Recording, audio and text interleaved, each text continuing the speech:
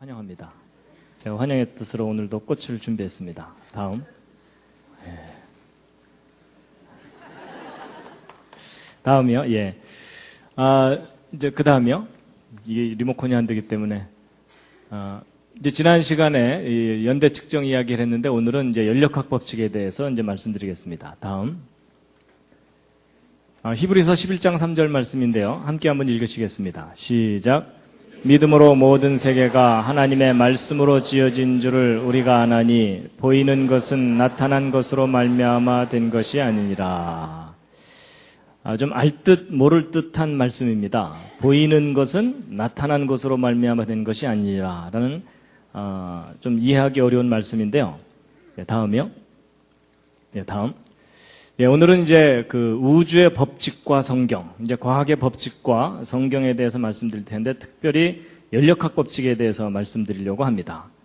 여러분 그 연력학 법칙을 모르는 사람과는 인생을 논하지 말라 이런 말이 있습니다. 들어보셨습니까? 안 들어보셨을 겁니다. 제가 한 말입니다. 다음 넘겨주시죠. 여러분 연력학 법칙 과학의 가장 중요한 법칙 중에 하나입니다. 영어로는 그 전으로 다 되돌려 주시고요. 리모컨이 지금 작동을 안 하니까. 영어로는 이제 연력학 법칙을 thermodynamic law라고 하는데요. 열과 힘에 관한 법칙입니다. 제목이 굉장히 어렵죠. 근데 내용은 알고 보면 쉬운 얘기입니다. 열 받으면 힘이 난다. 이런 뜻입니다. 이해가 확 되시죠? 여러분, 주전자에 물을 끓이면 이 주전자 뚜껑이 딸깍딸깍거리죠?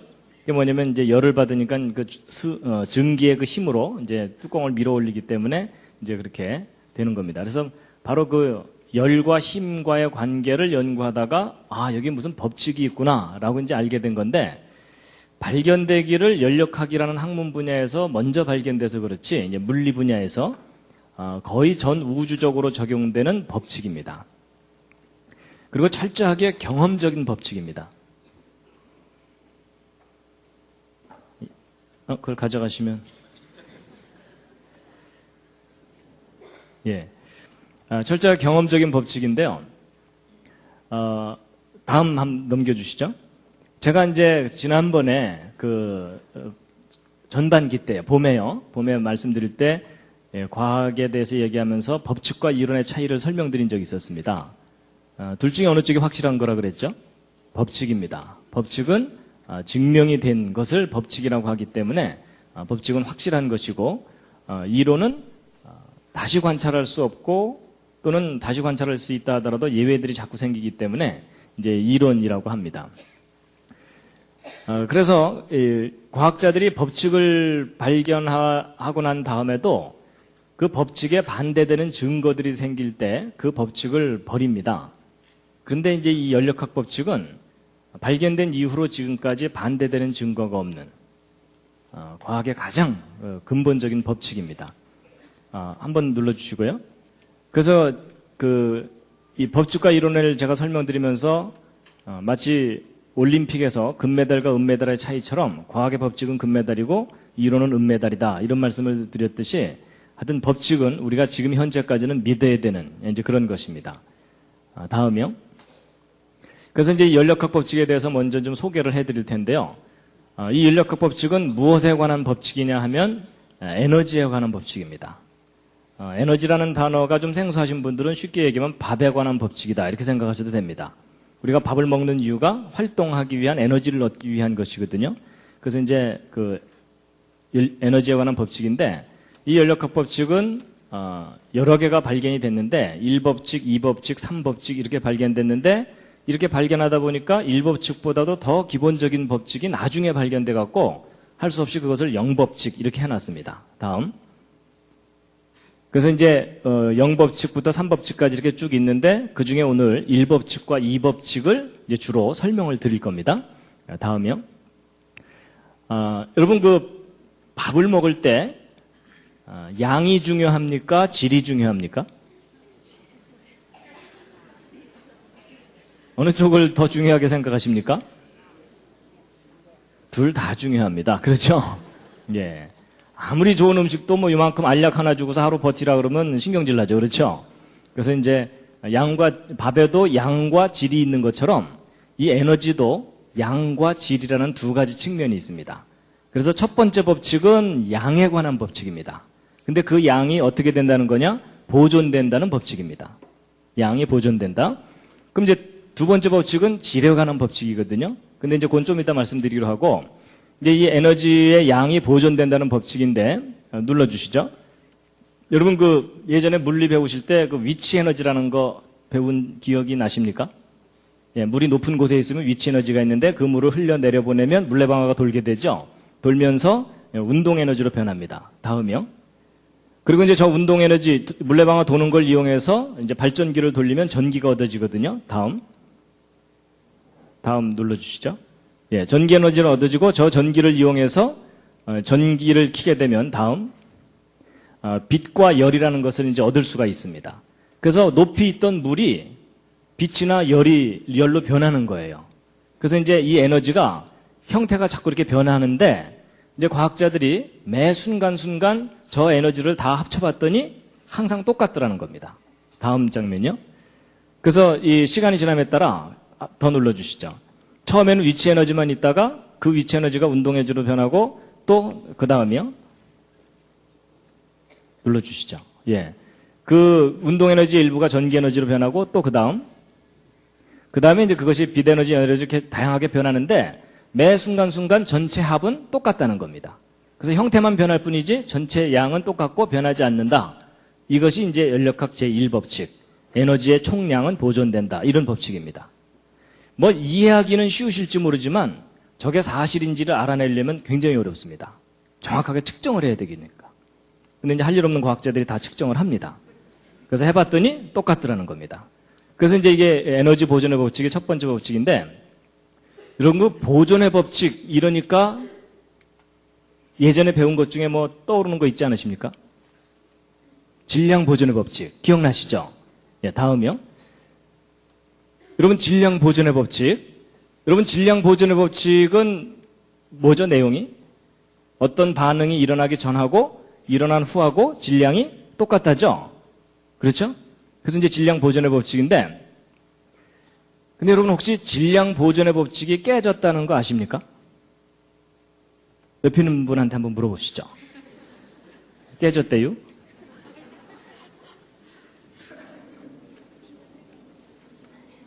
그래서요, 이제 질량 보존의 법칙 깨졌다는 거 아시는 분이요? 예, 몇 분 계시는군요. 예.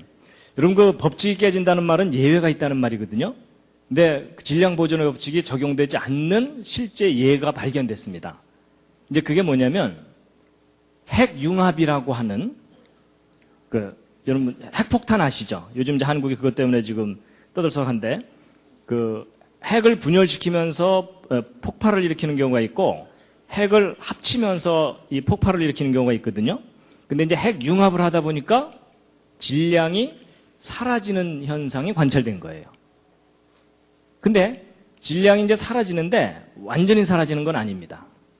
그 질량이 뭘로 변하냐면 에너지로 변합니다.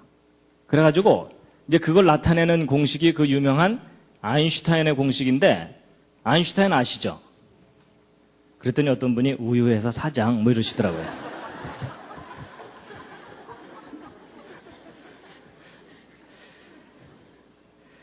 이게 그 유명한 그 아인슈타인의 공식인데요. 여러분 이 아인슈타인의 공식이 뭐냐면 에너지는 질량에다가 이게 C가 비타민 C가 아니라 그 빛의 속도입니다. 그래서 질량에다가 빛의 속도의 제곱을 곱한 것과 같다. 뭐 이런 뜻이거든요. 근데 이제 저게 예, 알겠습니다.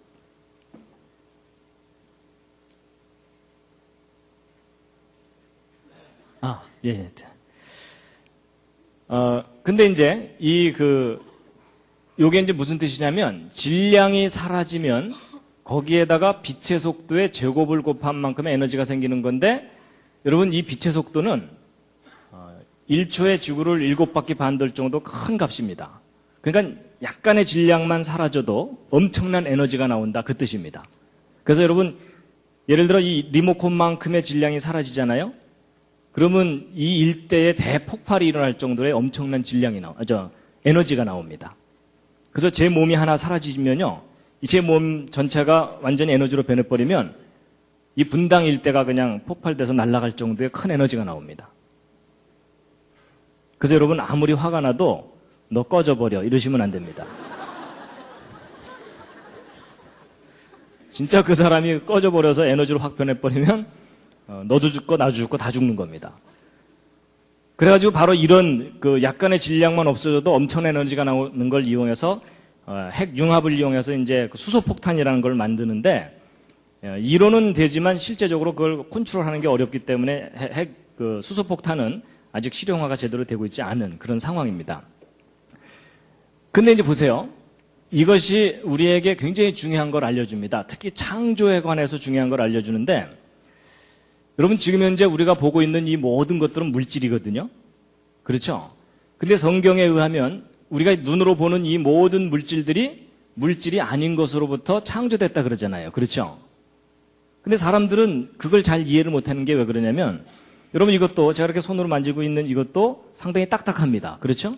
근데 이렇게 딱딱한 것들이 nothing에서 생길 수 있다는 것이 사람들한테는 잘 이해가 안 가는데, 근데 저 공식을 잘 들여다보면 여러분, 모든 물질은 질량을 갖고 있는데 그 물질이 아닌 것으로부터 생겨날 수 있다는 얘기입니다. 그렇죠? 여러분, 에너지라는 것은 눈에 보이지도 않고 만져지지도 않는 건데, 그러니까 사실은 형태가 없는 거예요. 그런데 형태가 없는 것으로부터 형태가 있는 어떤 물질이 생겨날 수 있다는 것을 말하기 때문에 창조가 가능하다는 겁니다. 과학적인 원리로. 그래서 이제 결국 과학자들이 이제 뭘 알게 됐냐면요.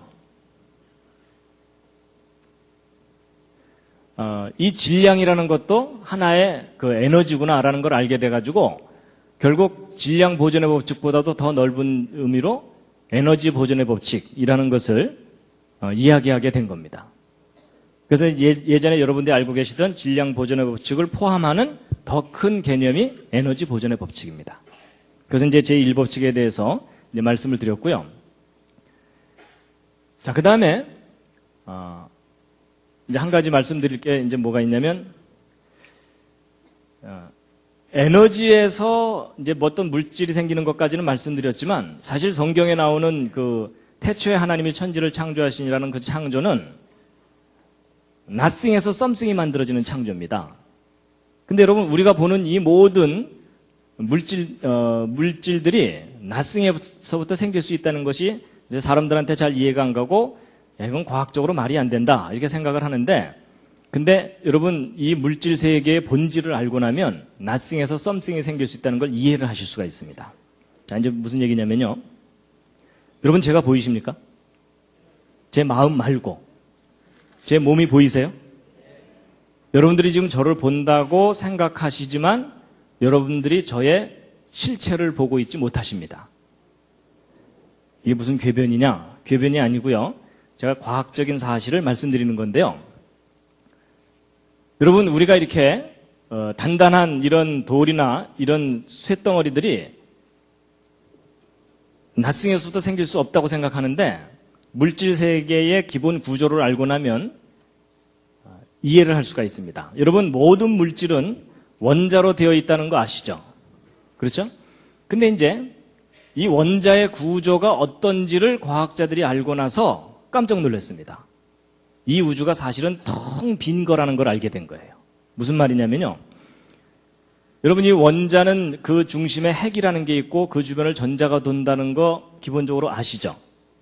뭐 모르셔도 괜찮습니다. 오늘 알려드릴게요. 그런데 이제 우리는 보통 그 원자가 이렇게 있으면은 그 속이 대부분은 꽉 차 있을 거라고 생각을 하거든요. 근데 아닙니다. 여러분, 이 원자 내에서 이 핵과 전자의 상대적인 크기와 거리를 비유적으로 말씀드린다면 어떤 상태냐면, 이 핵을 농구공만 하다고 생각하면 이 전자는 콩알보다도 작습니다. 그 크기가. 그런데 문제는 이 전자가 농구공 바로 옆에서 이렇게 돌고 있는 게 아니고 어느 정도 거리를 떨어져서 돌고 있는 셈이냐면 대략 한 2km쯤 떨어져서 돌고 있는 겁니다. 2km쯤. 그러면 이 핵으로부터 이 전자까지 이 중간은 뭐냐면 텅 빈 공간입니다. 허공. 근데 저런 구조를 가진 원자들로 여러분과 제 몸이 이루어져 있습니다. 그럼 여러분 2km짜리를 꽉 압축을 하면 이 중간이 다 사라지면서 이 전자가 요 핵에 딱 들러붙겠죠? 그럼 2km짜리 공이 농구공만해질 정도로 압축이 된다는 뜻입니다. 그러니까 제가 이렇게 폼을 잡고 이렇게 서 있지만 제 속에 들어있는 이 절대 공간인 이 허공을 다 빼내고 이 핵하고 전자만 모아서 저를 압축하면 제가 얼마나질 것 같습니까? 2km짜리가 요만해지는 거니까 제가 2m도 채 안 되니까 1mm도 안 될 만큼 조그매지는 겁니다. 그러니까 제 몸을 이루고 있는 물질만 모으면 그 정도밖에 안 된다는 뜻입니다. 근데 그게 지금 뻥튀기가 돼갖고 제가 여러분 앞에 이렇게 서 있는 겁니다. 그러면 이제 이 핵은 그럼 꽉 차 있느냐? 아닙니다. 이 핵을 조사해 봤더니 그 속에 중성자와 양성자들이 뭉쳐 있는 건데 이 중성자와 양성자를 뺀 나머지 대부분은 또 텅 빈 허공입니다. 그나마 이 중성자와 양성자가 속이 꽉 차 있느냐 하면 그렇지도 않고 그 속에 쿼크나 소립자로 이루어져 있는데 여러분 이 핵도 이 핵 내부에 있는 공간을 허공을 다 빼내고 이 소립자나 쿼크 이런 것들만 딱 모아놓잖아요. 그러면 티끌 하나만 해집니다. 그래가지고 이 핵 자체도 거의 부피가 제로기 때문에 예를 들어 이 지구 있죠. 저 지구를 이루고 있는 원자 속에 있는 허공을 다 빼내고 이 지구를 이루고 있는 전자하고 소립자만 딱 뭉치면 얼마나지냐면 이 지구는 티끌보다도 작아집니다. 안 믿어지시겠지만 그게 사실입니다. 그래서 이 지구가 압축을 시키면 거의 제로가 돼버리고요.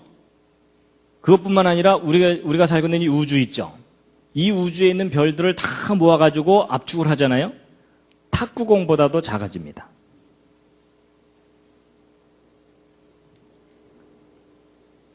여러분 옆에 있는 분 한번 살짝 만져보시죠. 만져지시나요? 그런데 사실은 그 옆에 있는 분이 그 속은 텅 비어 있는 겁니다. 이건 철학적인 얘기가 아니고 과학적인 사실을 알려드리는 겁니다. 그래서 여러분 이 물리학자들이 이 내용을 알기 때문에 빅뱅 이론이라는 걸 얘기하는 이유가 바로 그겁니다. 이 우주를 압축하면은 탁구공보다도 작아지는데 그런 탁구공보다도 작은 알이 이 우주가 맨 처음 시작될 때 있었는데 그게 뻥 터져가지고 이 우주가 생겨났다는 이론이 빅뱅 이론입니다. 그러니까 그 문제의 본질은 뭐냐면 이 우주는 원래 nothing이라는 얘기입니다. 그나마 이 전자나 소립자도 그 내부 구조가 꽉 차 있는지 비어 있는지 모릅니다, 아직. 그래서 여러분, 이건 과학적인 사실이기 때문에 이제 드디어 옆에 앉은 분에게 또 하나의 진실을 얘기해 줄 시간이 왔습니다. 한마디 하셔야 되는데 그 말을 하면 옆에 있는 분이 굉장히 기분 나빠하실 겁니다. 그게 뭐냐면 일단 우리말로 하면 너무 심하니까 영어로 하겠습니다. 옆에 있는 분에게 이런 얘기를 하시면 됩니다. You are nothing.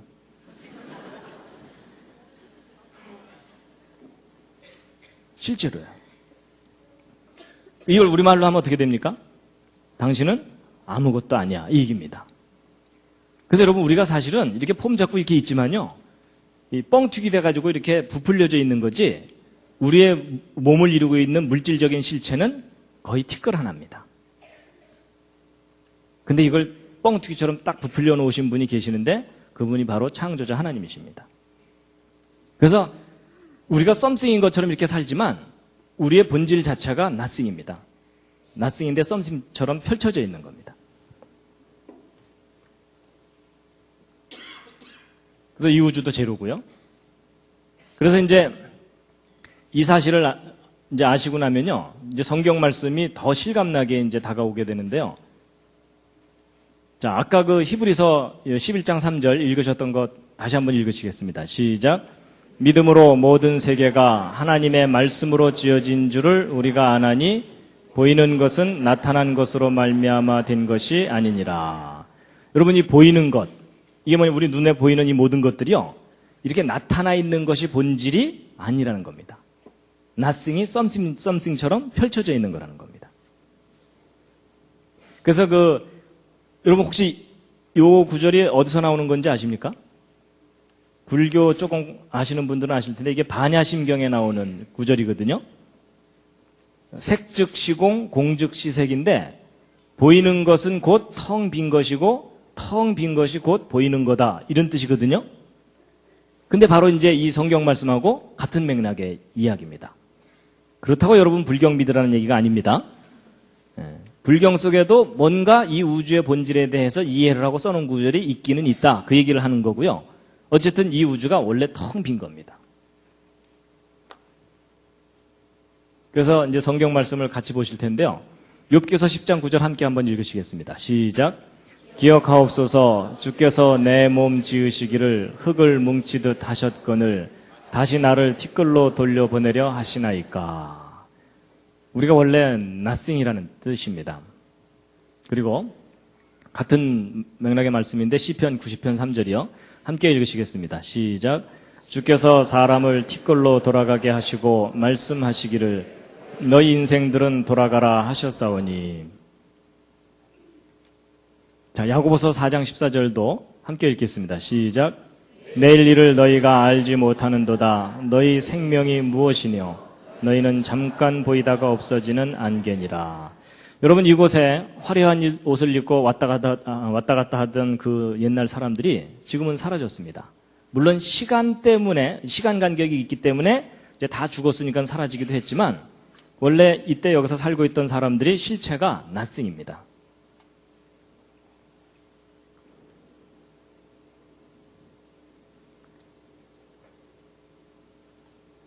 사람 정도가 아니고요. 이사야서 40장 15절 읽으시겠습니다. 시작. 보라, 그에게는 열방은 통에 한 방울 물 같고 저울에 적은 티끌 같으며 섬들은 떠오르는 먼지 같으니. 여러분, 이 세상 모든 만물이 그냥 하나의 티끌이라는 겁니다. 근데 이게 과학적으로 옳은 표현입니다. 자, 히브리서 1장 3절 말씀인데요. 함께 한번 읽으시겠습니다. 시작. 이는 하나님의 영광의 광채시요 그 본체의 형상이시라. 그의 능력의 말씀으로 만물을 붙드시며. 여러분 여기 보세요. 그의 능력의 말씀으로 만물을 붙드신다, 이렇게 되어 있는데요. 여러분 손바닥 한번 이렇게 쳐보시겠어요? 손뼉을 한번 쳐보시겠습니까? 손뼉을 치면은 손뼉이 쳐지죠? 그렇죠? 여러분 손뼉 딱 쳤는데 그 두 손이 투명인간처럼 서로 확 통과하거나 이런 일은 없죠? 손뼉을 치면 항상 손이 아프고서 이렇게 부딪히잖아요? 근데 그게 좀 이상합니다. 왜냐하면 제가 아까 말씀드린 원리대로 한다면 여러분 이 오른손에 있는 이 허공을 다 빼내고 이 오른손에 물질만 모으면 얼마나지겠습니까? 원자 하나보다도 작아집니다. 이 왼손도 마찬가지고요. 그렇죠? 그럼 여러분 두 개의 원자를 허공에 던졌을 때 부딪힐 확률 거의 제로입니다. 이게 뭐하고 똑같으냐면요. 미국에서 총을 한번 쏘고 한국에서도 총을 한번 쐈는데 태평양 중간에서 그 총알 두 개가 딱 만날 확률보다도 더 작은 것이 원자 두 개가 부딪힐 확률입니다.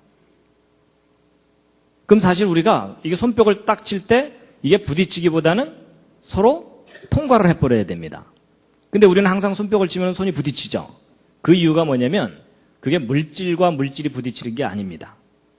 물질이 부딪히는 게 아니고 뭐가 부딪히는 거냐면 필드, 그러니까 어떤 장이 부딪히는 건데요. 이제 영어로 하면 필드고 우리말로 하면 여러분 그 장풍이라는 거 혹시 아세요? 그 무협지 같은 데 나오는 거, 그렇죠? 예, 뭐 바람이 막 확 나가고 뭐 그런 거 있잖아요. 이제 그런 비슷한 거라고 보시면 되는데 쉽게 얘기하면 이런 겁니다. 여러분 자석을 N극과 N극을 이렇게 두 개를 붙이려고 그러면 이상하게 중간에 아무것도 없는데 반발을 하죠. 그렇죠?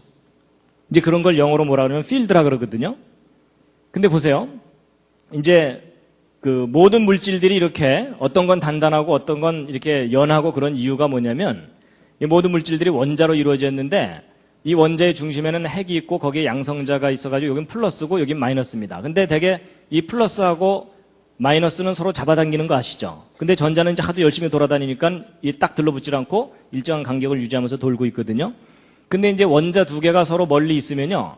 여기 있는 플러스하고 여기 있는 마이너스가 서로 잡아당기고 여기 있는 플러스하고 여기 있는 마이너스가 서로 잡아당겨가지고 이제 가까이 오게 됩니다. 이렇게. 근데 가까이 오는데 아주 딱 들러붙지 않는 이유가 뭐냐면 가까이 오고 나면 여기 있는 플러스하고 여기 있는 플러스가 반발을 합니다. 그리고 여기 있는 마이너스하고 여기 있는 마이너스가 반발을 하고요. 그래서 일정한 거리를 딱 유지하게 돼 있습니다. 그래서 이제 안정된 거리를 딱 유지하게 되거든요. 근데 이게 사람과 사람 사이도 마찬가지입니다. 여러분 낯선 사람이 너무 바짝 다가앉으면 거부감이 들죠. 그렇죠? 그래서 사람마다 적당한 거리가 있습니다. 그래서 낯선 사람하고는 한 사람 옆 정도 이렇게 거리를 두고 앉아야 되고 친한 친구끼리는 바짝 붙어 앉죠. 그래서 이게 사람이 안정감을 얻는 거리가 있는 것처럼 원자들도 이렇게 안정감을 얻는 거리들이 있어가지고 이제 그런 안정 거리만큼 균형을 이루면서 이렇게 이제 물질들이 들러붙게 되는데, 근데 이 물질들마다 그 들러붙는 양상이 서로 이렇게 다 다릅니다. 그래가지고 요 아래에 있는 요 경우는 단단한 물질을 의미합니다. 한번 이제 여기 예를 들어 이렇게 내려오면은 여기서 움직이기가 힘들죠. 그렇죠? 그래서 요건 단단한 물질이고 요건 이렇게 내려와 있으면 요거는 약간 움직이기가 쉬우니까 요건 연한 물질입니다. 그래서 물질마다 이 특성이 다 다른 거거든요. 그래가지고서 이제 이렇게 단단하고 연한 것들이 있는데 결국 이게 뭐냐면 이제 필드가 작용을 하기 때문입니다. 이 자석처럼. 그래가지고 여러분 고철 같은 거 처리하는 이 수집장 같은 데 가면 전기로 자석을 만들어가지고 고철들을 옮기는 걸 하는 경우가 있습니다. 그래가지고 이제 포크레인 비슷한 거가 있어가지고서 여기에 그 전기를 딱 가하면은 자석이 돼가지고 이 고철 더미 위에다 올려놓으면 막 고철들이 막 달라붙습니다. 이제 달라붙은 걸 가지고 이렇게 옮겨다가 전기를 딱 풀어버리면은 그냥 우수수 떨어져 버리죠. 그래서 이제 물질들마다 저런 이 필드가 작용할 때만 서로 달라붙고 그렇게 되게 돼 있거든요. 그래서 우리가 손뼉을 딱 칠 때 서로 부딪히는 것은 물질들이 부딪히는 게 아니라 자석의 N극과 N극이 서로 반발하는 것 같은 그런 필드가 반발을 하는 겁니다. 근데 만약에 저 필드를 스위치를 딱 꺼버리면 어떻게 되냐면 이 오른손과 왼손이 서로를 인식을 못하기 때문에 통과해버립니다. 그래서 이제 이게 무슨 말이냐면 하나님께서 모든 물질들이 이런 플러스와 마이너스가 서로 작용을 해가지고 들러붙을 존재할 수 있도록 원리를 두신 거거든요. 근데 이제 하나님께서 어느 날 없던 일로 하자 하고서 저 필드의 스위치를 딱 꺼버리면 어떻게 되겠습니까? 이 우주가 그냥 사라져버립니다. 그러니까 하나님께서 이 우주를 창조하셨다는 말이 뭐냐면 저런 원리와 법칙을 어느 날 딱 두셨기 때문에 모든 물질들이 존재하는 겁니다. 근데 어느 날 하나님께서 스위치를 딱 꺼버리면 이 모든 물질이 그냥 안개처럼 사라져버립니다. 그래서 하나님께서 창조하셨다는 말은 모든 물질이 존재할 수 있는 이런 원리와 법칙을 두셨다는 그런 의미입니다. 그래서 이제 히브리서 1장 3절에 그의 능력의 말씀으로 만물을 붙드신다라는 말이 하나님께서 모든 물질이 존재할 수 있도록 원리와 법칙을 정해두셨기 때문에 존재한다는 뜻입니다. 근데 그 원리와 법칙을 어느 날 딱 꺼버리면 이 우주가 사라져버리는 겁니다. 그래서 이사야서 40장을 보면은 함께 읽으시겠습니다. 시작. 그 앞에는 모든 열방이 아무것도 아니라 그는 그들을 없는 것 같이 빈 것 같이 여기시느니라. 그런즉 너희가 하나님을 누구와 같다 하겠으며 무슨 형상에 비기겠느냐. 여러분 하나님께서는 모든 것들을 없는 것처럼 빈 것처럼 여기신다고 되어 있는데 여기시는 게 아니라 사실은 모든 게 텅 빈 겁니다. 이 우주에 있는 모든 물질들이. 로마서 4장에 있는 말씀인데 함께 읽으시겠습니다. 시작. 그의 믿은 바 하나님은 죽은 자를 살리시며 없는 것을 있는 것 같이 부르시는 이시니라. 여러분 없는 것을 있는 것처럼 부르면 존재한다는 거거든요. 제가 예전에 예수님의 기적 중에 오병이어의 기적, 떡 5개와 물고기 2마리로 10,000명 이상이나 되는 사람들을 배불리 먹였다 그랬죠. 근데 보통 사람들은 떡 5개 물고기 2마리 해봤자 요만큼이고 그 다음에 10,000명 이상 먹을 음식은 아마 이 가득 놔야 될 정도로 많잖아요. 근데 요만한 음식이 어떻게 이 방 가득만큼으로 변할 수 있느냐? 그걸 사람들이 잘 이해를 못 하거든요. 근데 여러분, 아까 제가 말씀드린 그 원리를 이해하시면 이게 이해가 됩니다. 여러분, 이 방 가득 있는 음식을 압축해봤자 얼마나 다고요? 거의 제로예요. 그렇죠? 그리고 떡 5개, 물고기 2마리를 압축해봤자 그것도 역시 제로죠? 그러니까 창조하신 하나님은 아무것도 없는 것으로부터 뭔가 썸씽을 만들어내실 수 있다는 얘기입니다. 그래서 오병이의 기적은 이 물질 세계가 원래 텅 빈 거다라는 걸 이해하면 과학적으로도 이해가 될 수 있는 부분입니다.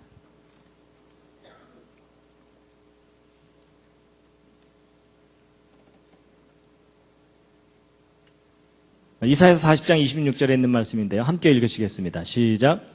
너희는 눈을 높이 들어 누가 이 모든 것을 창조했나 보라. 여러분, 지금 우리가 보고 있는 이런 물이나 흙이나 나무나 이 구름이나 이 무지개나 이 모든 것들이 우리가 썸씽이라고 생각하지만 저것들이 본질적으로 낫승입니다. 근데 하나님께서 어떤 원리와 법칙을 두셔서 우리 앞에 저렇게 쫙 펼쳐놓으신 겁니다. 근데 하나님께서 어느 날 없던 일로 하자 하고 탁 스위치를 꺼버리시면 이 우주가 그냥 사라져버립니다. 그래서 성경에 보면은 하늘이 두루마리처럼 말리고 체질이 불에 풀어지듯이 풀어진다는 말이 하나님께서 정하신 원리와 법칙을 없애버리시면은 이 우주가 그냥 통째로 사라질 수 있다는 얘기입니다.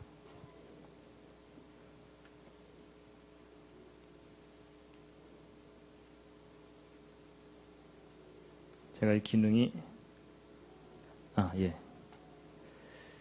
요 두 번째 것을 열어주시겠습니까? 두 번째 연력학 법칙 2를요. 잠시 기지개를 한번 쫙 켜주겠습니다.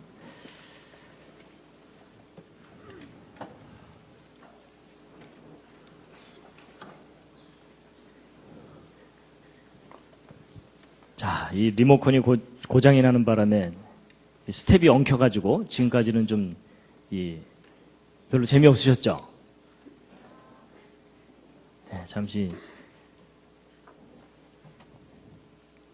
자, 이번에는 이 연력학 제2법칙을 이제 말씀드릴 텐데요.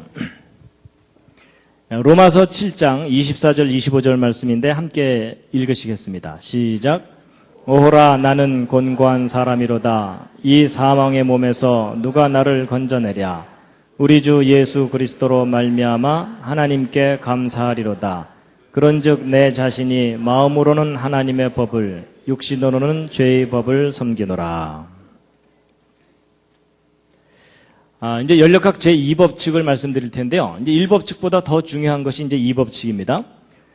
연력학 제2법칙은 모든 만물이 어느 한쪽 방향으로 흐른다는 겁니다. 그래서 물은 항상 위에서 아래로 떨어지죠. 그리고 사람은 태어나면 항상 늙게 되죠. 물론 얘가 좀 더 늙어 보이기도 하지만.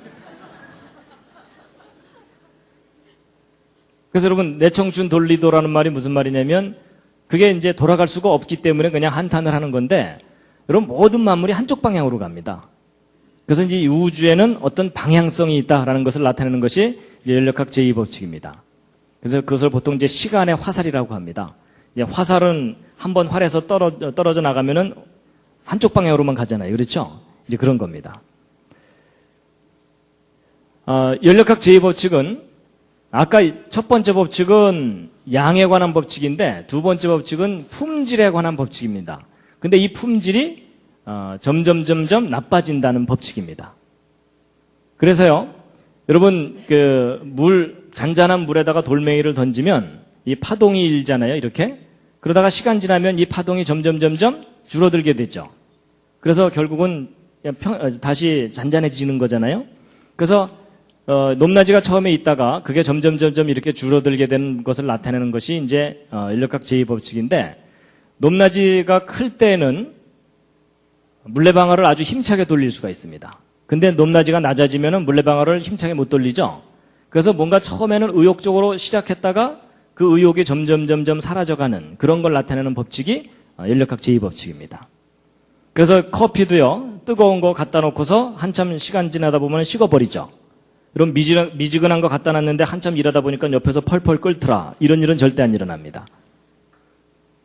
그래서 우리가 늘 경험하는 현상들을 과학자들이 법칙으로 정리해 놓은 것인데요. 그래서 이제 연력학 제2법칙은 고급 에너지가 저급 에너지로 변해간다. 이런 걸 나타내는 건데, 이제 이 연력학 제2법칙을 다양한 학문 분야에서 다양하게 표현을 하는데, 고전 연력학. 이 고전 연력학은 뭐냐면, 맨 처음에 증기기관차 만들어냈던 사람들이 이제 연구해서 알게 된 건데, 에너지는 항상 소모된다는 겁니다. 그래서 아까 이 물이 높은 곳에 있을 때 위치 에너지가 있다 그랬죠? 근데 이 물을 여기 흘려보내고 나면은 더 이상 이 물레방아를 돌릴 수가 없게 되죠. 위치가 낮아지면서. 그래서 이 위치 에너지가 예를 들어 처음에 1000만큼 있었는데 이걸 흘려내려보내면 위치 에너지가 제로가 되기 때문에 에너지가 소모가 됩니다. 근데 이제 이렇게 얘기하면 어떤 분들은 소모가 되긴 뭐가 소모되냐? 이거 다시 퍼올리면 1000을 얻을 수 있지 않느냐? 이런 생각이 드시죠? 근데 여러분 세상에 공짜가 어디 있어요? 이거 퍼올리려면 에너지가 또 들죠. 근데 과학자들이 이거 퍼올릴 때 얼마나 에너지가 드는가를 측정을 해보았더니 항상 1000보다 큰 에너지가 들어요. 그러니까 1000을 얻자고 1000보다 더 큰 걸 소모해야 되죠. 그럼 결국 전체적으로 손해예요, 이익이에요? 전체적으로 손해입니다. 근데 항상 이런 일이 일어난다는 게 법칙입니다. 그러니까 우리가 에너지를 사용하면 사용할수록 점점 소모된다. 이게 법칙입니다. 그럼 여러분 에너지가 다 소모되고 나면 모든 것들이 정지해버리죠? 그럼 이 우주가 죽게 된다는 뜻입니다. 그래서 이걸 연장해서 생각하면 결국은 이 우주는 언젠가는 죽는다라는 걸 나타내는 법칙이 연력학 제2법칙입니다. 그래서 여러분 사람도 마찬가지입니다. 여러분 사람이 열심히 먹고 난 다음에 가끔 힘주죠? 그렇죠? 근데 여러분 사람이 물레방아하고 똑같아요. 우리가 먹는 이 음식은 고급 에너지입니다. 근데 이 뒤로 내보내는 것은 저급 에너지죠? 그렇죠? 그래갖고 바로 요것과 요것의 차이를 이용해가지고 사람들이 이렇게 활동하면서 사는 겁니다. 물레방아하고 원리가 똑같죠? 그렇죠? 그 다음에 이제, 여러분 이 자전거 중에 옛날 어른들은 아실 텐데 발전기 달린 자전거 아시죠? 그래서 밤에 이제 어두워지면은 이 발전기를 바퀴 쪽에다 딱 붙여놓으면은 뱅뱅뱅 돌아가면서 전기를 이렇게 내게 됩니다. 근데 이 맹구가 이걸 가만히 보더니 기가 막힌 아이디어를 생각해냈어요. 뭐냐면 이 전기를 이용해서 불을 킬 게 아니고 이 전기를 이용해서 이 뒤에다가 모터를 돌리면 모터가 돌아가면 뒷바퀴 돌아갈 거고 뒷바퀴 돌아가면 앞바퀴 돌아갈 거고 앞바퀴 돌아가면 전기가 생길 거고 이 전기로 다시 뒷바퀴 돌리면 한 번 싹 페달만 한번 밟아주면 저절로 부산까지 가겠죠? 근데 이런 일이 실제로 일어날까요? 안 일어날까요? 안 일어납니다. 왜냐하면 여기서 열심히 페달 밟아도 전기를 100% 생산해내지 못하고 이 전기가 모터를 100% 돌리지 못해요. 그러니까 한 번 돌아오고 나면 에너지가 줄줄줄 다 새버려요. 그러니까 그 다음에 또 우리가 또 페달을 밟아야 되거든요. 그래서 에너지가 자꾸 소모가 되기 때문에 우리가 계속 힘들게 에너지를 투입하면서 살아야 되는 그런 원리가 작용하는 게 이제 연력학 제2법칙입니다. 그래서요, 이 연력학 제2법칙을 나타내는 것이 이제 뭐냐면 항상 이 새 것이 낡은 것으로 변해가는 것을 나타내는 겁니다. 이게 연력학 제2법칙인데요. 여러분, 집을 만들어 놓고 나면 이 집이 점점 낡아져 가지고서 무너지지 이런 벽돌들이 저절로 이렇게 막 질서 있게 세워지지 않잖아요. 그래서 이런 벽돌들이 이렇게 질서 있게 세워지려면 지혜와 능력으로 에너지를 투입해야만 이렇게 질서가 생깁니다. 그래서 화산이 폭발해가지고 저절로 집이 안 생기는 이유는 질서가 무질서로는 가지만 무질서가 질서로는 자동적으로 안 갑니다. 그래서 이제 우리가 이런 이 법칙 하에 살고 있기 때문에 항상 질서가 무질서로 이제 가는 것을 겪고 있기 때문에 우리가 끊임없이 청소해야 되고 이런 겁니다. 여러분 한 달 동안 머리를 안 감았는데 늘 감은 듯한 머리더라. 이런 일은 절대 안 일어납니다. 여러분 맛있게 먹고 나면은 꼭 설거지 해야 되죠. 그렇죠? 그래서 우리가 활동하면 활동할수록 무질서가 주변에 늘어나게 돼 있거든요. 여러분 처음 들어올 때는 정돈이 잘 돼 있다가 여러분 가고 나면 막 쓰레기도 남고 뭐 이러잖아요. 그게 질서가 무질서로 자연스럽게 간다는 법칙입니다. 그래서 특히 이 어린 아이들은 이 무질서를 만드는 데 선수입니다. 근데 사람이 성숙하게 되면 자기가 에너지를 투입해서라도 질서를 세웁니다. 그래서 교회도 마찬가지입니다. 다른 사람을 배려하는 그런 마음이 없는 성숙하지 않은 사람들이 교회에 많이 모이면 교회가 많이 어지러워집니다. 근데 남을 배려할 줄 아는 성숙한 사람이 있으면 교회에 질서가 생기거든요. 그래서 사람은요, 가만히 내버려두면 타락하게 돼 있습니다. 맞죠? 그게 연력학 제2법칙입니다. 그리고 여러분, 강의 듣고서 나가면서 곧바로 잊어먹으시죠? 그것도 연력학 제2법칙에 해당됩니다. 그렇죠? 예, 그런 겁니다. 그리고 보통 이제 이 예배 딱 참석했을 때는 오늘은 끝까지 들어보자 이러지만 조금 시간이 지나면 혼수 상태로 접어들죠? 뭐 작심삼일 이런 모든 내용들이 바로 연력학 법칙에 해당됩니다. 그래서 맨 처음 완전했던 상태에서 점점 불완전한 상태로 자연스럽게 내려간다는 것이 연력학 제2법칙입니다. 그래서요, 이 연력학 제2법칙에 관련해서 이제 그 한 가지 설명드릴 게 뭐냐면요. 여러분 금 좋아하시죠? 금. 근데 이제 이 금을 보시면, 보통 금은방에 가서 순금을 사면 보증서를 써주는데 거기에 몇 %라고 보통 돼 있던가요? 99.9 내지는 99.95 보통 그렇게 써줍니다. 그래서 요즘 금 한 돈이 얼마죠? 한 뭐 5만 원에서 10만 원 그 사이죠? 그렇죠? 예. 근데 이제 보통 일반 금은방에서 파는 금은 뭐 한 돈에 5만 원, 10만 원 이렇게 될 텐데 이런 반도체에 사용하는 금은 순도가 훨씬 높은 금을 써야 됩니다. 왜냐하면 이 반도체 연결하기 위해서 아주 가나다란 금실을 써야 되거든요. 지금은 이제 다른 물질로 대체를 하지만 옛날에는 금을 썼어요. 왜냐하면 금은 녹이 안 슬거든요. 그래갖고 아주 가느다랗게 이제 해서 이제 전기를 흘려보내야 되는데 근데 이 금 속에 들어있는 이런 불순물들이 열을 내게 됩니다. 그래갖고 열을 내면서 금실 전선이 끊어지면 안 되니까 가능한 한 이 불순물들을 빼내야 됩니다. 그래서 이제 이런 불순물들을 빼내서 순도를 높이게 되는데 그래서 이제 이렇게 순도가 높은 금들은 이런 금들보다 훨씬 비쌉니다. 왜냐하면 이 불순물들이 좋은 말 할 때 안 나오기 때문에 얘네들을 이제 빼내려면은 에너지를 가해야 됩니다. 그래서 여러분 불순물이 들어있는 금을 순수하게 만드는 방법 중에 제일 간단한 게 뭔지 아십니까? 뜨겁게 가열해서 때리면 순수해집니다. 그게 이제 원리가 왜 그러냐면요.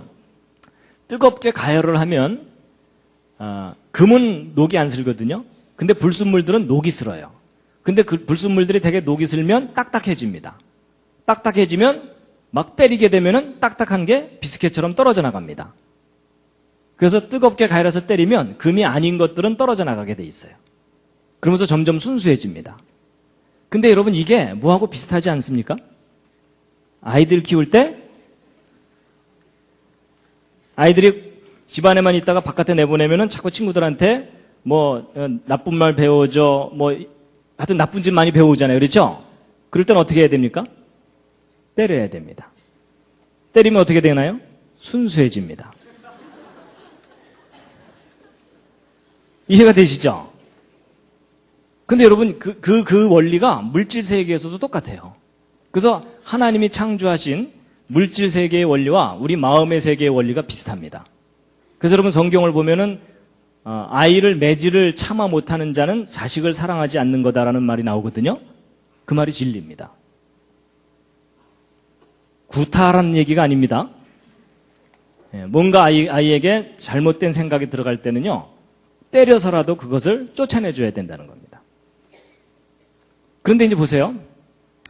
여러분 순도가 낮은 금을 순도가 높은 금으로 만들려면 가열해야 되죠. 때려야 되죠.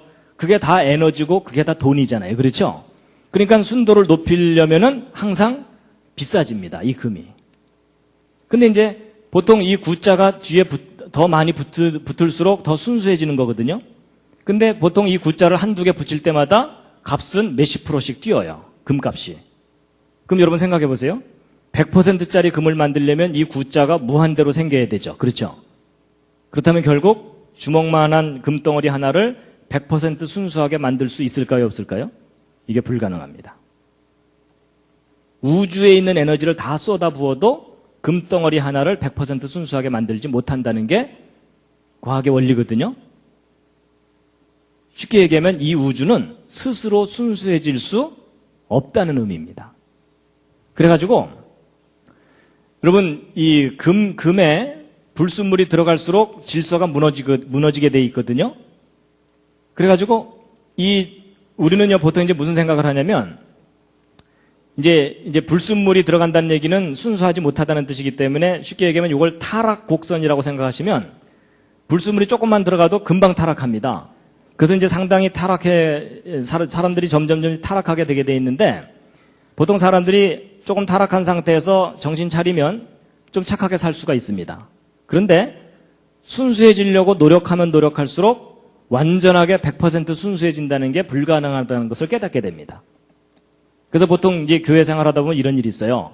엉망으로 살던 사람들이 마음 잡고 이제 좀 착하게 살잖아요? 그럼 교만해집니다. 나 정도는 돼야지 뭐 이러면서 이제 자기가 좀 순수해지고 난 다음에 별로 순수하지 않은 사람들을 비난을 하게 되는데 근데 그 사람이 정말 순수해지려고 노력하다 보면은 절망을 하게 됩니다. 이게 안 되는구나. 그래서 여러분 그 사도 바울이 아까 그 고백했던 거 있잖아요. 오호라 나는 곤고한 사람이로다. 이 사망의 몸에서 누가 나를 건져내려 했던 그 고백은요. 사도 바울이 엉망으로 살 때 한 고백이 아니고 거의 성자처럼 살 때 한 고백입니다. 그러니까 자기가 순수해지려고 노력하다 보니까 100% 순수해질 수 없다는 걸 깨닫게 되는 거예요. 그래서 인간이나 이 피조 세계가 스스로 순수해질 수 없기 때문에 완전해질 수 있는 방법은 뭐냐면 완전하신 하나님이 우리를 완전하게 해주시는 방법밖에 없다는 겁니다. 그래서 제가 이 물질 세계 속에서 이런 원리, 제가 이제 재료공학을 공부했기 때문에 저런 연력학 법칙 저런 거 배우거든요. 근데 이거 배우면서 제가 이 과학의 법칙하고 이 성경의 원리학과 똑같구나. 제가 그걸 깨닫게 됐습니다. 자, 그래서 이제 이 연력학 제2법칙의 아주 중요한 요점 중에 하나가 바로 이제 이 그림인데요. 잘 보세요. 지금 말씀드린 자연 법칙, 바로 연력학 법칙은 시간이 지날수록 질서가 무너진다는 법칙이죠. 근데 여러분 학교에서 가르치는 진화론은 뭐냐면 점점점 시간이 지나갈수록 무질서에서 질서가 생겨난다는 이론이죠. 여러분 제가 서두에서 뭘 말씀드렸냐면 법칙과 이론 중에 어느 쪽이 더 중요하다고요? 법칙이 우선이라 그랬죠? 그래서 여러분 그런 얘기를 하는 겁니다. 연력학 제2법칙 하나만 제대로 알아도 이 진화론이 근본적으로 잘못된 이론이라는 걸 알 수 있다라고 말하는 거가 바로 이겁니다. 근데 여러분 성경을 보면 맨 처음에 하나님께서 완전하게 만드셨던 때가 있고 그 이후로 타락했다고 돼 있죠? 그게 과학 법칙하고 통합니다. 그래서 여러분 과학의 법칙은 절대로 성경에 반대되지 않습니다. 오히려 과학의 법칙들이야말로 성경이 옳다는 것을 아주 강력하게 뒷받침해 줍니다.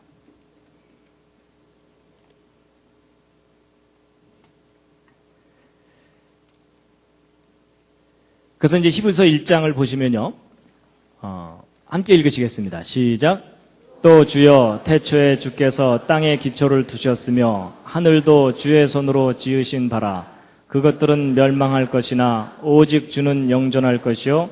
그것들은 다 옷과 같이 낡아지리니 의복처럼 갈아입을 것이요. 그것들이 옷과 같이 변할 것이나 주는 여전하여 연대가 다함이 없으리라 하였으나. 여러분 다 옷과 같이 낡아진다는 말이 과학적인 표현으로 할 때 연력학 제2법칙입니다.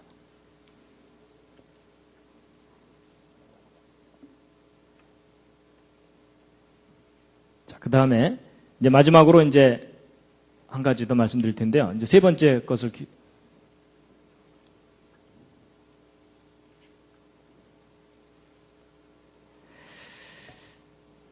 자, 기지개 한번 살짝 더 켜시죠.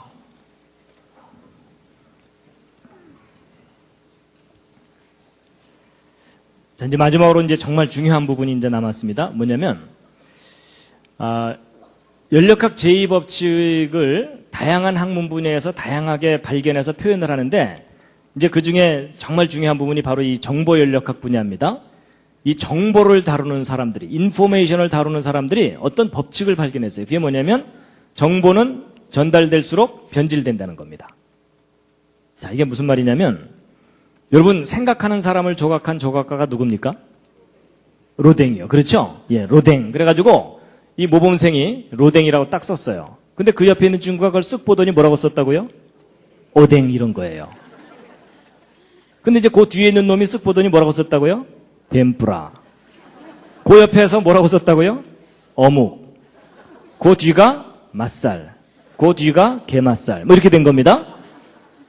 그래서 결국 생각하는 사람을 조각한 조각가 누구예요? 게맛살입니다. 여러분 이게 우스개 이야기지만 그게 뭘 나타내 주는 거냐면 이 연력학 제2법칙의 정보 연력학을 얘기해 주는 겁니다. 정보는 전달되면서 변질된다는 거예요. 그럼 시험 치르고 나오면 누가 바보가 될까요? 로댕이라고 쓴 아이가 바보가 돼요. 왜냐하면 다른 애들은 다 먹을 건데 걔만 아니잖아요. 그러니까 다른 애들이 뭐라고 핍박해요? 우리가 틀렸겠냐? 네가 틀렸지? 뭐 이러면서. 그래서 진짜 정보가 오히려 핍박을 받게 돼 있어요. 그게 연력학 제2법칙이에요. 그래서 여러분 귓속말 이어가기 아시죠? 뭐 어른들 많이 해보셨을 거예요, 옛날에. 그거 한번 하고 나면 배꼽을 잡고 웃죠? 그래서 처음 시작한 말이 끝까지 전달되는 일이 거의 없어요. 그래서 전달하는 사람이 많으면 많을수록 변하게 돼 있고, 그렇죠? 그리고 문장이 길면 길수록 변하게 돼 있고, 중간에 띨띨한 사람이 많을수록 확실하게 변해요. 그렇죠? 그래갖고 우리가 뭐 배꼽 잡고 웃으면서 즐기는데, 근데 그런 일이 나타나는 현상이 왜냐하면 바로 저 법칙 때문에 그렇습니다. 정보는 전달되면서 변질되게 돼 있어요. 그래서 여러분 교회에서 목사님이 어느 남녀 청년에게 뭐 책 좀 사달라고 보냈는데 둘이 나란히 이 서점에 들어가는 걸 길 건너편에서 누가 봤어요.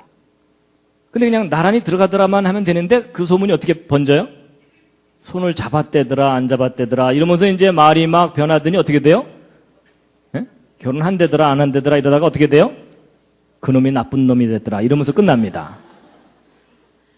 근데 여러분 그게 말은 전달되면서 변질되는 게 어떤 원리예요.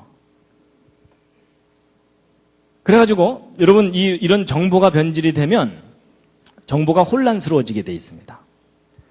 반드시 혼란스러워지게 돼 있거든요. 그래서 막 로댕, 오뎅, 덴뿌라 막 서로 막 뒤섞여가지고 사람들이 어느 게 정답인지를 모르게 돼요. 근데 이런 현상이 당연히 나타나게 되는데 그래가지고 그렇게 되게 되면 이 정보연력학적인 원리에 의하면은 초기 정보를 잃어버리게 돼요. 그러니까 로댕을 잃어버리게 되는 거예요. 그러니까 오뎅과 덴뿌라가 서로 싸우는 거예요. 서로 자기가 진리라고. 그래서 여러분 오늘날 현대인들이 특히 창세기에 나오는 천지창조, 에덴동산 이야기, 노아의 홍수 이야기, 바벨탑 사건 이야기들에 대해서 그걸 사실이라고 믿는 사람 거의 없죠. 근데 여러분 그걸 이상하다고 생각하시면 안 됩니다. 바로 연력학 제2법칙의 원리 때문에 당연히 그렇게 되게 돼 있습니다. 그래서 오히려 그러니까 창세기를 역사적인 사실로 믿는 사람들이 말세에는 거의 없어지게 돼 있는 이유가 뭐냐면 바로 연력학 제2법칙의 원리 때문에 그렇게 되는 겁니다.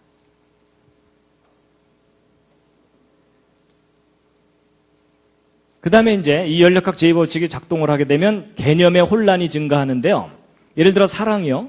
여러분 사랑이라는 게 얼마나 가치 있는 단어입니까? 그렇죠? 근데 그 사랑이라는 단어에 대한 이해가 사람마다 다 달라요. 그렇죠?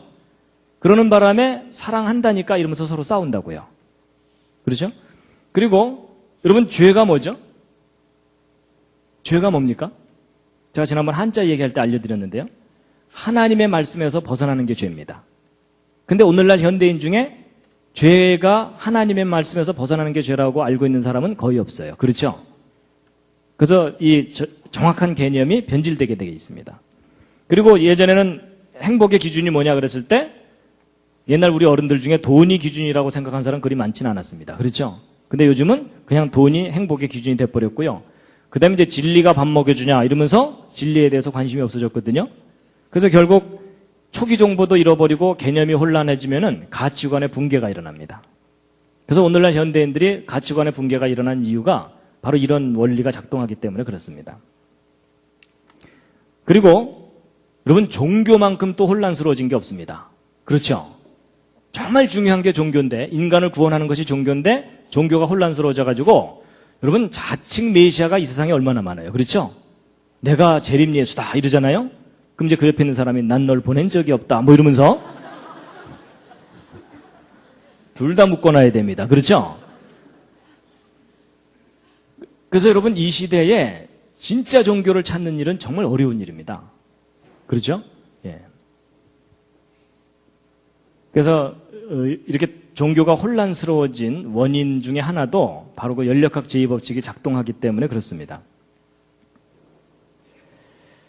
근데 이제 이 모든 것들이 다 변질되고 그러지만 변질되지 않는 게 있습니다. 그게 뭐냐면 하나님의 말씀은 변하지 않는데요.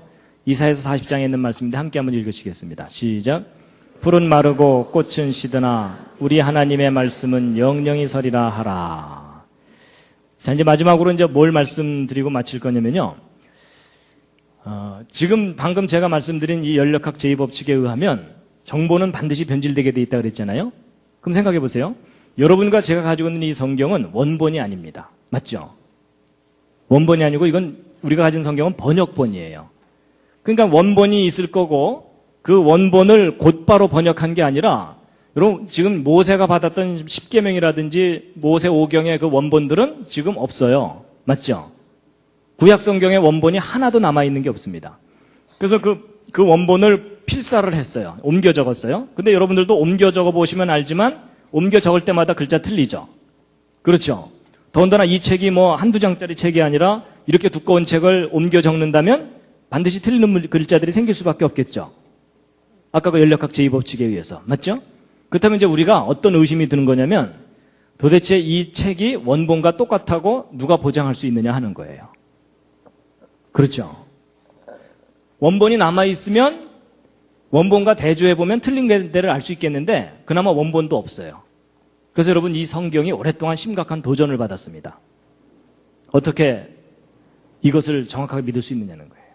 그러니까 예를 들어 예수 그리스도를 믿어야만 구원을 얻는다 하고 여러분과 제가 그렇게 알고 있잖아요. 근데 만약에 성경 원본에 예수 그리스도를 믿어도 구원을 받는다 이렇게 만약에 돼 있다면 우리가 그동안 얼마나 그것 때문에 치고받고 싸우고 서로 죽이고 그랬어요. 그렇죠? 근데 성경 원본이 없기 때문에 성경이 정말 정확한 기록인지 확신할 수가 없었던 거예요. 그래서 오랫동안 성경이 그런 도전을 받아왔었는데 여러분 안심하시기 바랍니다. 우리가 가진 성경 정말 믿을 만한 책인데요. 이제 원본이 없는 상태에서 도대체 우리가 가지고 있는 이 사본들이 믿을 만한 거냐라는 것을 검증하는 과학적인 방법이 있는데요. 이제 그걸 고소검증법이라고 합니다. 우리가 가지고 있는 사본이 얼마나 원본과 똑같은지 이제 검증을 하는 건데 몇 가지 기준이 있습니다.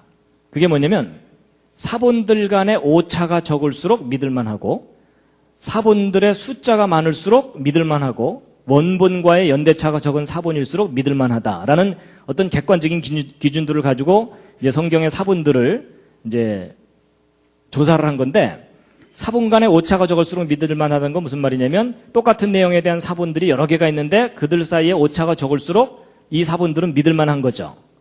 이건 뭐 쉬운 얘기입니다. 두 번째, 같은 내용을 가진 사본들이 많을수록 믿을만합니다. 왜냐하면 사본이 딱 하나만 있으면 비교해 볼 게 없기 때문에 그게 정확한 원본과 똑같은지 알 길이 없잖아요. 그렇죠? 그래서 이제 믿을만하고 세 번째는 맨 첫 번 원본이 있고 그걸 복사한 것들이 필사한 것들이 연대마다 이렇게 있을 텐데 원본과 가장 가까운 사본이 가장 변질이 안 됐겠죠. 그래서 바로 이제 이런 관점을 가지고 우리가 가지고 있는 사본이 얼마나 정확한지를 검증을 해봤는데 예를 들어 이제 먼저 신약 사본을 말씀드리면요. 여러분 이제 신약 성경만 얘기하면 비교할 게 없기 때문에 일리아드라 그래서 그 서양 사람들이 서양의 지식인들이 성경 다음으로 많이 애송하고 암송하고 뭐 이랬던 고전인데 이 일리아드하고 신약 성경을 둘을 비교해드리면 사본 간의 오차 여러분 신약 성경 0.5% 있습니다. 여러분 성경에 오차가 없다는 오류가 없다는 것은 원본에 오류가 없다는 얘기지 사본들 사이에는 오류가 있습니다. 그러니까 0.5%라고 하면은 200분의 1이에요. 쉽게 얘기하면 200글자당 한 글자 정도다라고 생각하시면 됩니다. 근데 일리아드는 5%니까 20분의 1이에요. 그러니까 20글자당 한 글자 정도 쉽게 얘기하면. 근데 어쨌든 신약성경이 일리아드보다 10배 정도 믿을만해요. 그 다음에 이제 사본 숫자 신약성경 2만 권 이상 발견됐고요. 일리아드는 600여 권이 있어요. 그래서 사본 숫자만 비교해 보아도 40배 정도 신약성경의 숫자가 훨씬 많으니까 믿을만합니다. 그 다음에 이제 최초의 사본하고 원본과의 연대 차이. 그러니까 지금 현재로 따지면 가장 오래된 사본하고 원본하고의 연대 차이인데 적게는 25년, 많게는 80년 정도 차이죠. 그러니까 평균 한 50년 정도의 차이가 나는 오래된 사본을 가지고 있어요. 신약성경에 대해서.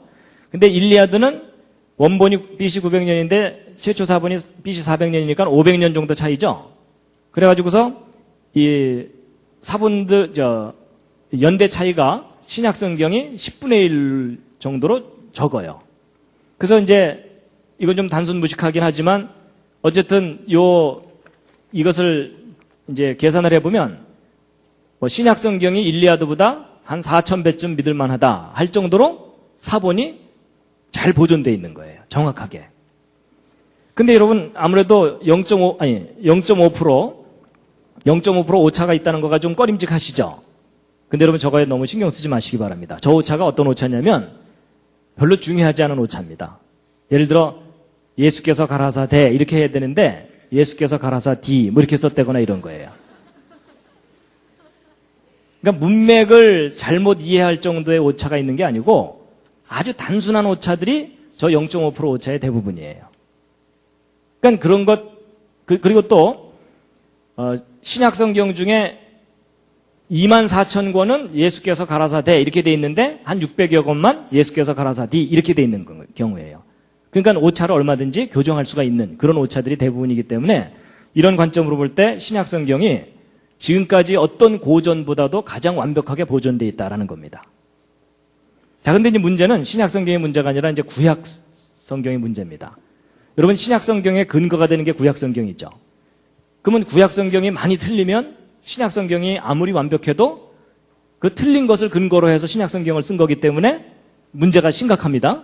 그래서 이제 구약성경이 과연 이제 얼마나 완벽하게 보존됐을까 이걸 검증을 해보았는데요. 구약성경의 경우는 모세 오경이 BC 1400년경에 쓰여졌고 구약성경 중에 제일 마지막 책인 말라기가 BC 400년경에 쓰여졌기 때문에 대략 1000년 기간 동안에 이제 그 책들이 구약성경 책들의 원본이 쓰여졌습니다. 그런데 얼마 전까지 현대인들이 갖고 있던 구약성경 사본 중에 가장 믿을만하다고 했던 사본이 마소레 텍스트라 그래서 보통 맛소라 사본 이러는데 이게 맛있는 소라다 이런 뜻이 아닙니다. 이 마소레 텍스트라고 하는 건데 이게 AD 900년경 기록된 겁니다. 근데 이제 문제가 뭐냐면 말라기하고만 비교해 보아도 1300년이나 차이가 나요. 그렇죠? 그럼 1300년 동안 얼마나 많이 변질됐는지 검증할 길이 없잖아요. 그렇죠?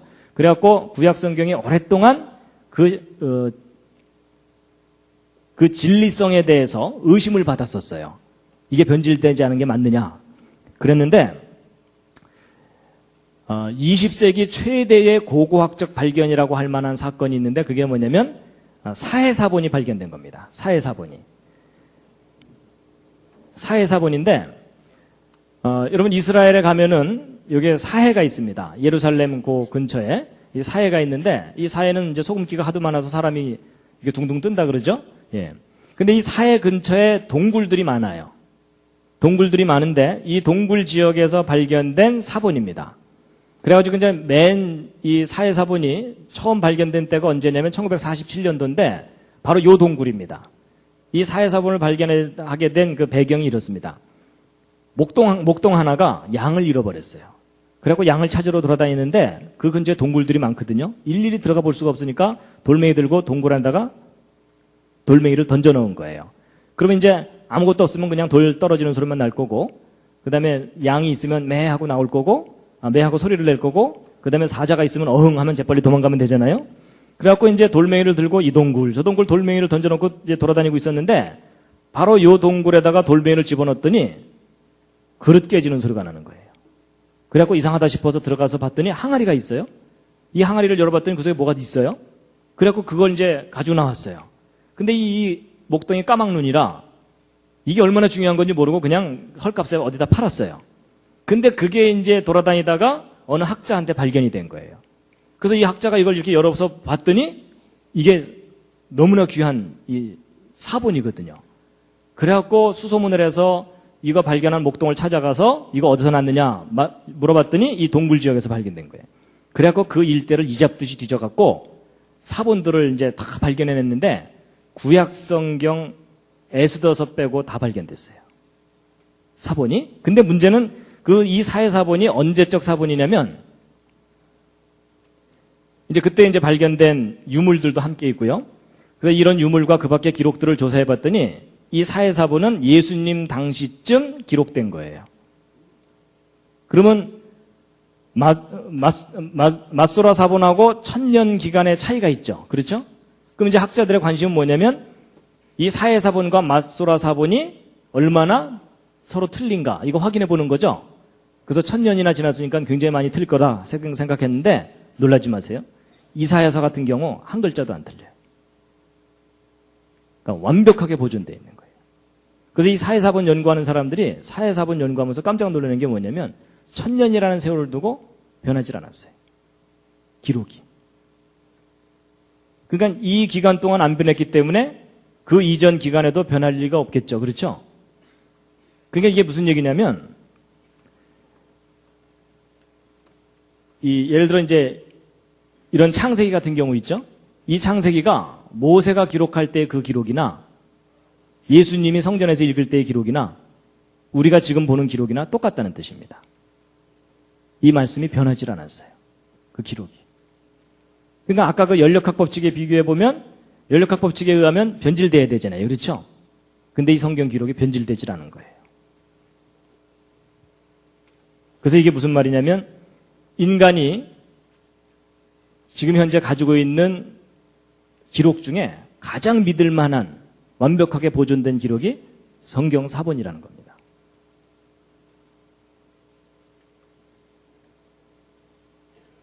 그래서 이사야 40장 말씀 다시 한번 읽겠습니다. 시작.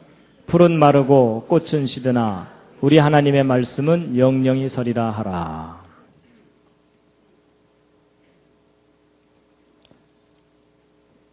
시편 19편에 있는 말씀인데요. 함께 읽으시겠습니다. 시작. 여호와의 율법은 완전하여 영혼을 소성케 하고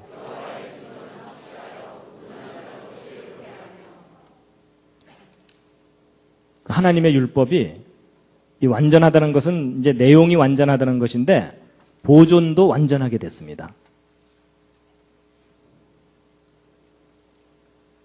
그래서 이 사해사본의 발견은 금세기 최대의 고고학적 발견이라고 할 만한 아주 중요한 발견이었습니다. 성경이 믿을 만한 기록이다. 변질되지 않았다라는 것을 우리에게 확증해 주는 그런 발견이었습니다.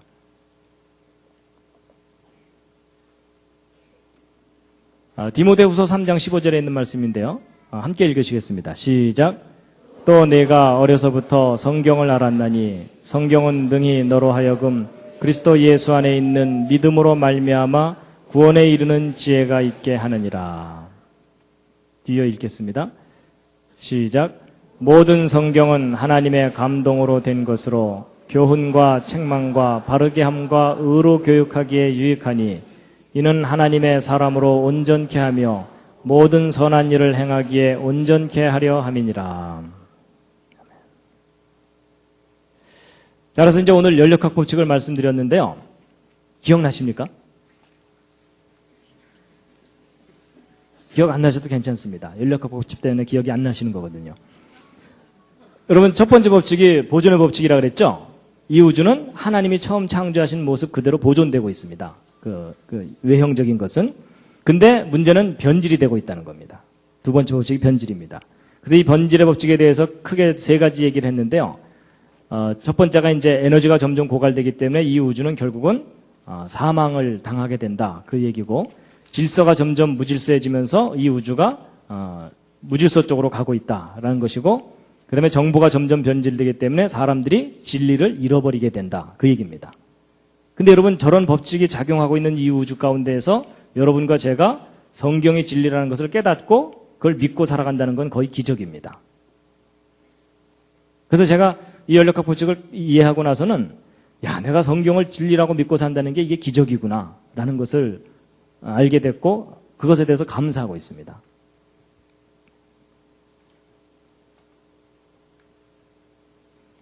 연력학 법칙을 모르는 사람과 인생을 논하지 말라. 동의하십니까? 예, 여러분 이거 이해를 하시면 창조의 원리가 이해가 되고요. 이 우주가 어느 방향으로 가고 있는지도 이해가 되거든요. 그렇습니다. 그렇다고 집에 또 어른한테 가서 연력학 법칙 아세요? 뭐 이러지는 마세요. 우리 앞 세대들은 몰라도 되지만 이제 우리 이후 세대들은 이 법칙을 알아야 됩니다. 근데 이 법칙을 알게 되면 성경의 진리라는 것이 아주 선명하게 드러나게 됩니다. 마지막 꽃다발입니다.